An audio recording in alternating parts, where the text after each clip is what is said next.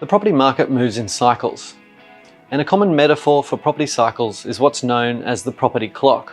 This simplistic representation is actually quite useful in terms of thinking about how the property market behaves.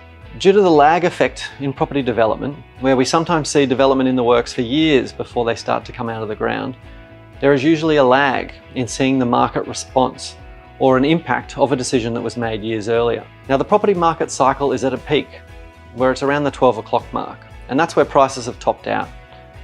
As prices are good, lots of developers enter the market.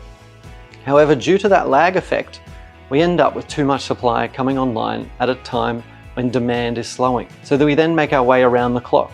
The market continues to slow between 12 and 3 o'clock as demand eases but supply remains.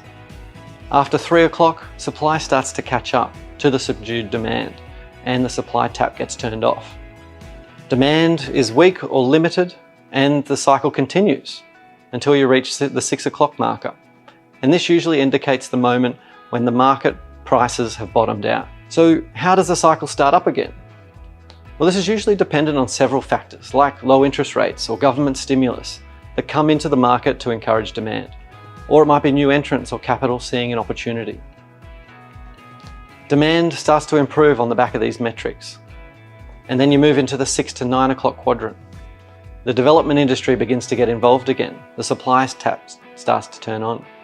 You'll see people hit the green light for projects and begin financing for the next stages of development. The cycle continues with strong demand and increasing supply until you reach the 12 o'clock peak again.